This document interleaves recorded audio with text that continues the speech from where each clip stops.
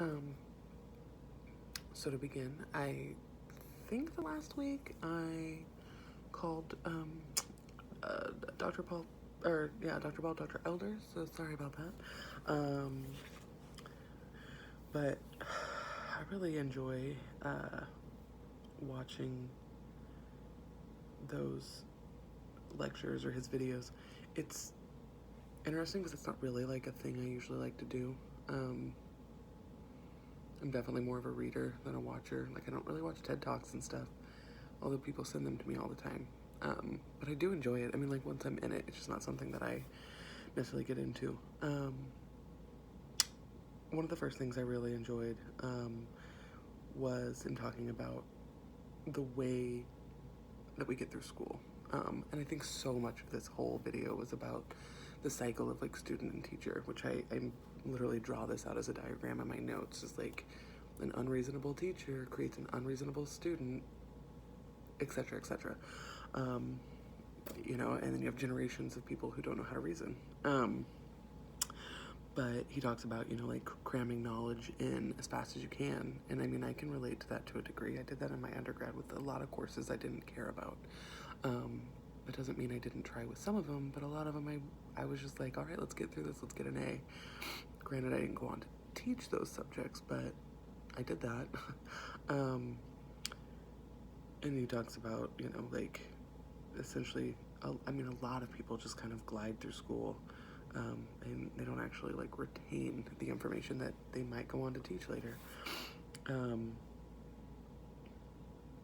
I really liked his conversation about logic. The world has this like natural order, essentially. I think his like reference is temperature boiling. Like, you know what temperature water is going to boil at. It's not going to suddenly stop doing that.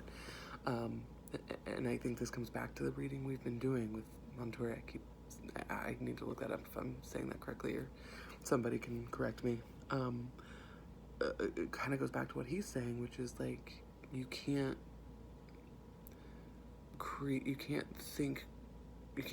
do creative inquiry without at least understanding the base. And I think this is saying the same thing, which is, yes, there's logical knowledge, there's the logic of things, and then from there we expand. You know, you have to understand that.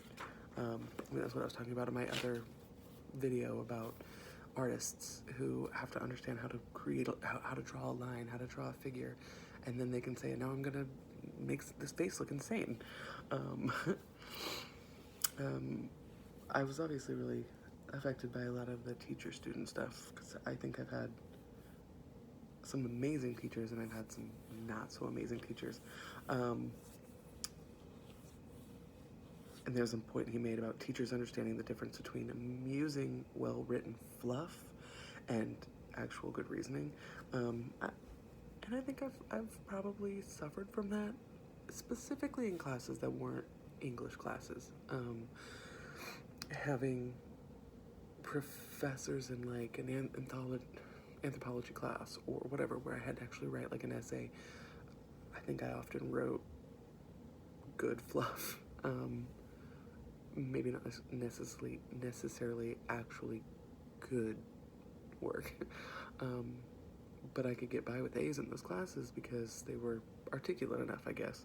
I had one professor who, before I took her course, and I took 3 courses from her in my undergrad, before I took it, other students were like, she's the worst, she doesn't like anybody, she loves handing out D's and C's, and she was hard. She was very hard on us, but one of my biggest complaints about my undergrad is feeling like our teachers were just trying to get us through.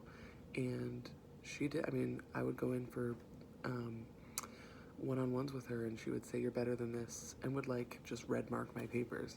And I think it made me a better writer, and I appreciated it. Anyway, so I think the teacher-student relationship is really important to me. If I ever want to teach, I think it'd be really nice for me to actually know how to teach. In the book, I feel like for some reason I really remember these chapters from the beginning, but that was so long ago, but they just stand out.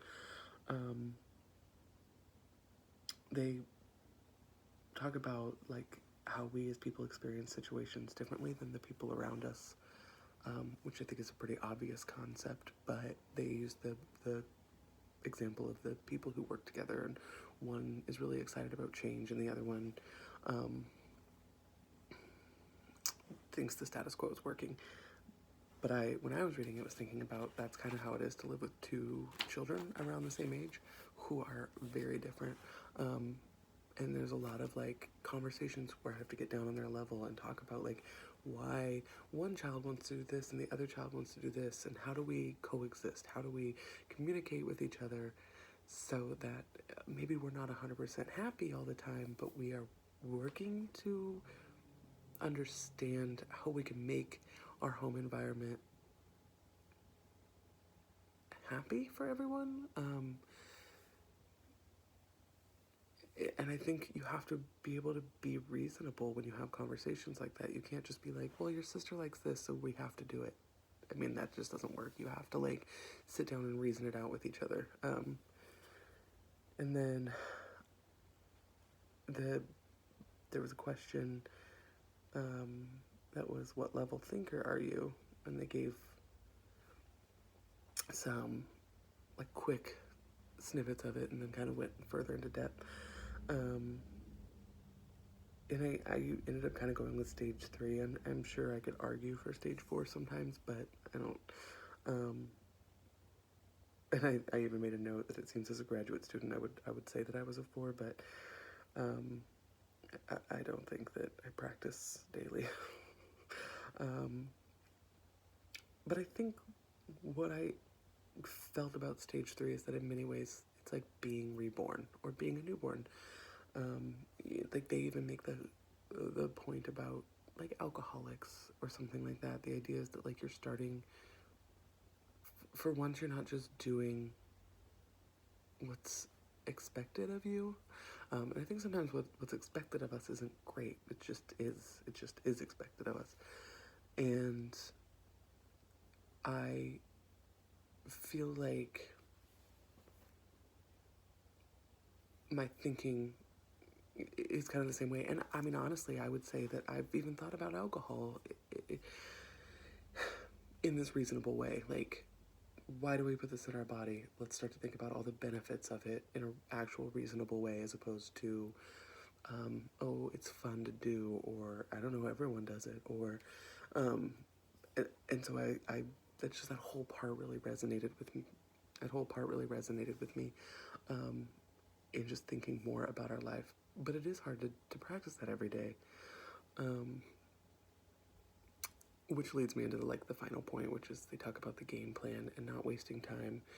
And it's important, but it is so hard to live up to that. I mean, after working all day and then coming home and having to engage with my kids, I mean, I don't even watch that much TV, but there are definitely nights that I'm like, am I just gonna watch 7 episodes of The Office and then fall asleep? Yeah.